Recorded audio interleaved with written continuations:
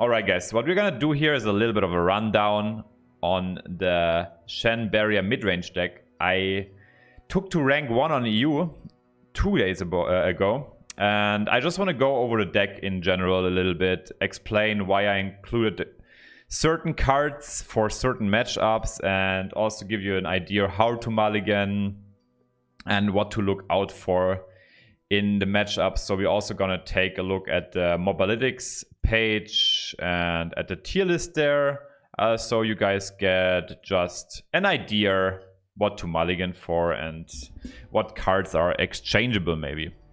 So I think what is very core in this deck and what makes it strong is the early game curve. So you have the Tracker, the Caretaker, the Protector, and the Ward Chefs.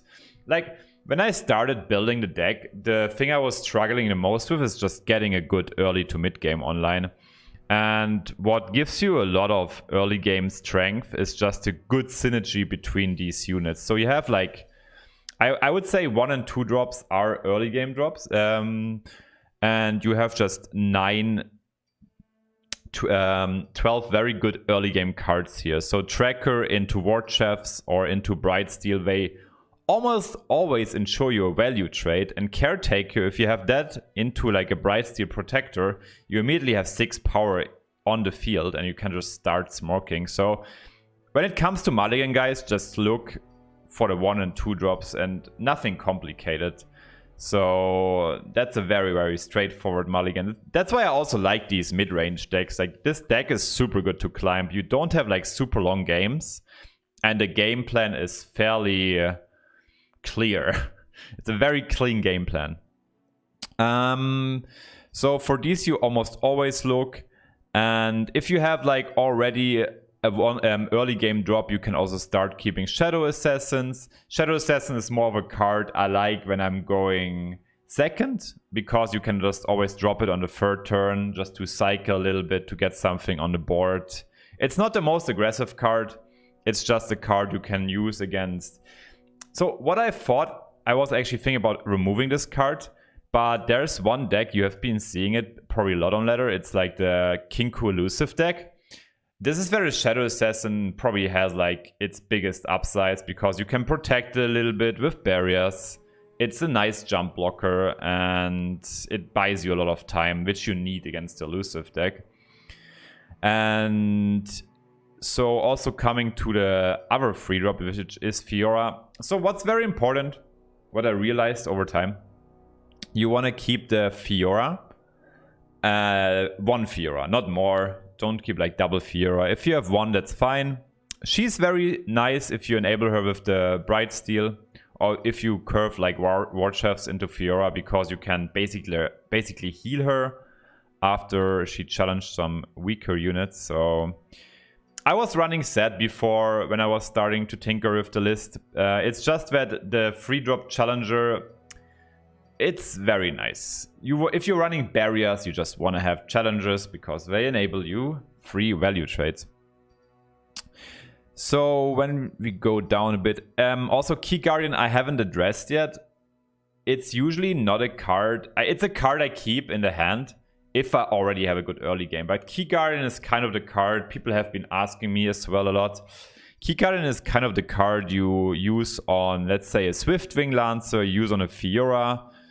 And you just cycle it quickly and put it on the board when an enemy plays a set on free. Then it's really good because you get a free block and you can kill the set. Or you just, if you go into 5 mana and you can like barrier a challenger, you get a free trade in. So it can be super valuable. It's just a 2-off though, because it can also break a little bit. It's just the deck doesn't have a lot of card draw, and this is just a perfect card draw. It's also nice to just put a Key Guardian sometimes on a Shen, so you immediately get the level up proc, and the Shen cannot get addressed. One of the reasons I put in the Blade Keeper is there's a lot of like small minion AoE at the moment. Let's say Avalanche. You also have these Aswell decks where they run like the deal 2x1 damage Lightning Bolt. And he's just sweet if they like prepare a double kill or something, or if you have weaker units. It also plays around brittle steel, and you buff up your ward chefs. On the assassin you can also put the buff. I would make sure that you put this buff on a unit which cannot get like value recalled or get addressed by one big removal like the beam they have sometimes. So I like splitting the buffs a little bit. What's very interesting overall, and the question you've been asking yourself probably as well, is like, what about the barriers? You have like Riposte, you have Spirit's Refuge, and there's also the free cost barrier, which is called Prismatic Barrier. Honestly, I think it's very debatable.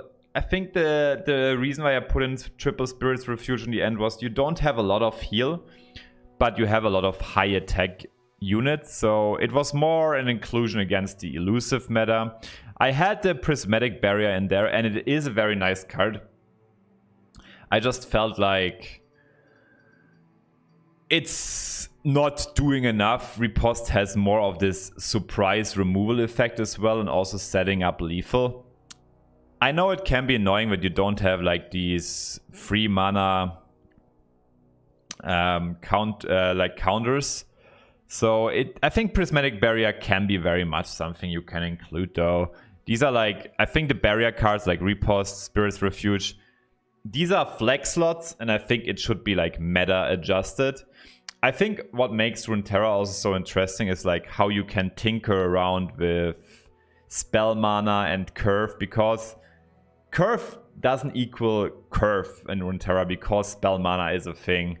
So let's say if it seems here like you don't have any free drops, well, in theory you do have free drops because you can bank some spell mana and then go double 2-drop into Riposte, something like that on turn 5, or you can go on turn 5 Swiftwing into Key Guardian. So it's a little bit more complex in that regard. And well, then we obviously have the Shen. It's also just a curve drop. Against certain matchups, I just keep him for late game because he immediately levels up with the Bright Steel. But Shen with all the challengers is so good. So what generally happens is you have these support units like Shen and Ward Chefs, and they are getting protected while you're attacking by the challengers. That's the main idea. And that's also one of the reasons why I'm putting the Swiftwing Lancer. I think this might be the biggest deal. Like when I was watching around a little bit, checking out what people built, what kind of decks people built, I never saw that card, but I think it's one of the stronger cards in the game. And this is just a value machine. You have a 5/4 challenger, which gives you an elite, and elites are really good. If you type keyword elite, you see mainly good units. So you have like a 50-50 to get pretty good stuff here. I mean, these 3 are insane. The other 2 are like, Esquire is the worst one, but the elites are solid in this game. Going on, we have like 2 more cards left, Judgment and Bright Steel Formation. Judgment being more like a one-off. I think it's nice to have one in. Sometimes it wins you games just because they play into it. They have no way to play around it. They have to push the aggression. And this card is nuts. This is my favorite card in the game at the moment. When I see this coming down, buffing up the Green Glades. Oh, dude, it's so nice. Yeah, if you have specific questions to what cards to include and exclude, I didn't address Deny yet, but I think Deny as a 2-of is just ultra strong in every Ionia decklist. It's always a 2-of at the moment, not a 3-of anymore. Yeah, you need that to play around Ruination and such. I think you just need double Deny in Ionia decklists. This is like the basic rundown on the list. If you have any questions to certain cards, we can talk about it, guys. Just leave a comment below. And the matchups I also addressed a little bit with the mulligans. So I hope it gives you a good idea how to play the deck. I think it's super strong and you're having a good time with it. And I'm going to see you guys next time. I'm going to tinker around with some other deck lists. And hope you enjoyed the videos. And the video, guys, have a good one. We can do a quick Q&A. Yeah, we can do a quick Q&A. I'm gonna check out the chat. The worst matchup for this deck is probably a Warmowers Call matchup if they have nice removal, because Ruination can be rough to play around and all the Vengeance and such. JJ, how about running Double Judgment? I don't like Double Judgment because, as I said, the deck is about curving out. And if you get too many dead draws, like Judgments, and we already have Denies and such, you don't want to have too much reactive stuff. The big plus of this deck is the proactivity. JJ, how do you decide when to play on curve and when to bank mana? I feel like I have a hard time figuring out when it's best to save mana. Very good question. So I think the question you ask, the most important matchups are the matchups where they want to force you into reactivity. So that is one of the things I figured out while playing. In these matchups, it's super important. Matchups where people like Karma or Lux Control, or let's say the Warmowers deck or the Azrael deck, where we want to get good value and just remove your whole board meanwhile. Like sometimes it can, like if you're attacking and they are just floating 5 mana, waiting for their counter spells, or like their non-proactive cards to proc, just skip the turn and they're totally screwed because they just wasted 5 mana. You can redevelop. At some point, your board is so healthy that they cannot even get the good removal in anymore. So playing around certain cards can be valuable. For example, they have a Karma on board. You can attack with your 2 or 3 units. They are floating all their mana and they just wait for you to attack so they can play their barriers and such.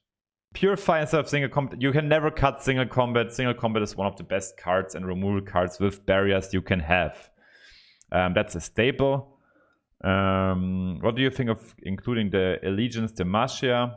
Sure, but if you say, you have to always give me like a better, like you can run it over a Blade Keeper, maybe.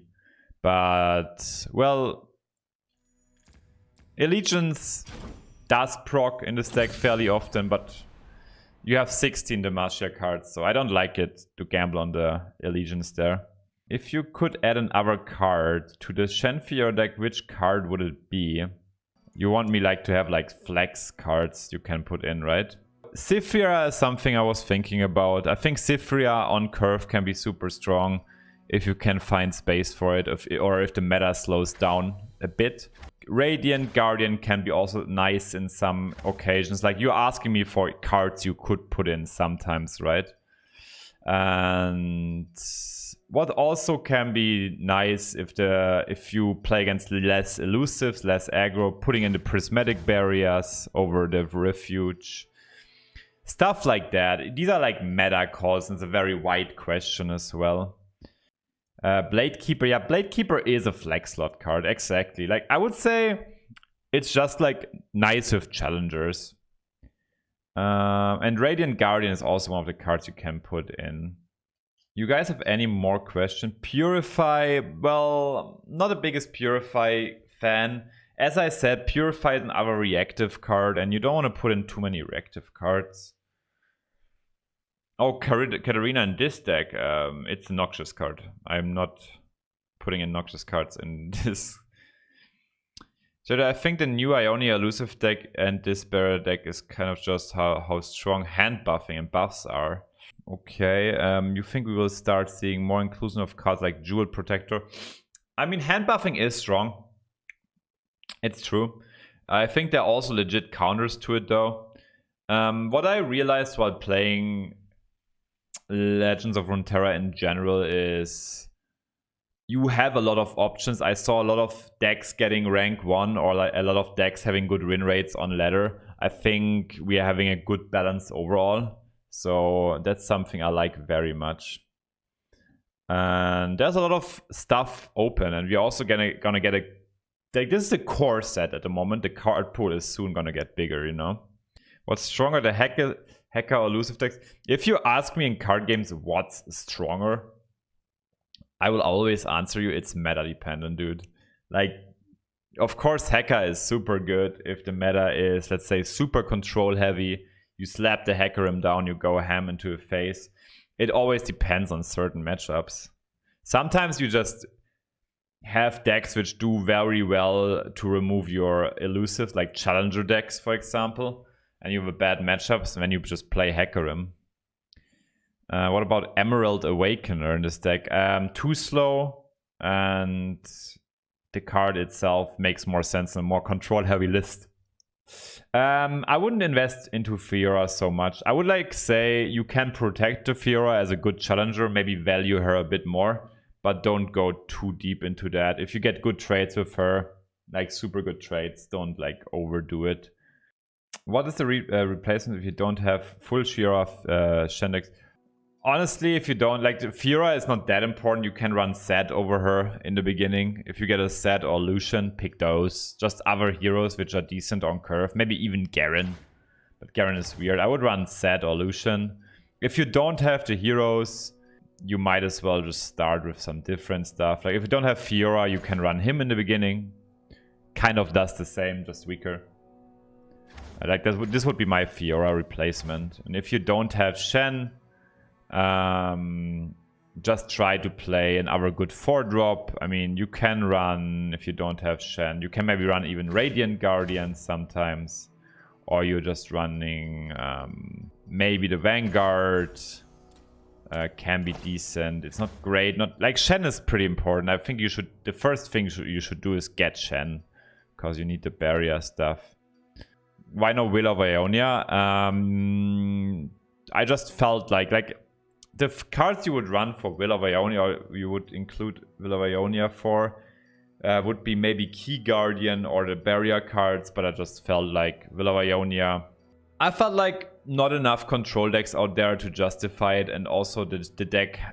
Yeah, you are playing a tempo deck, but Will of Ionia is still 4 mana, and the curve is heavy on that slot.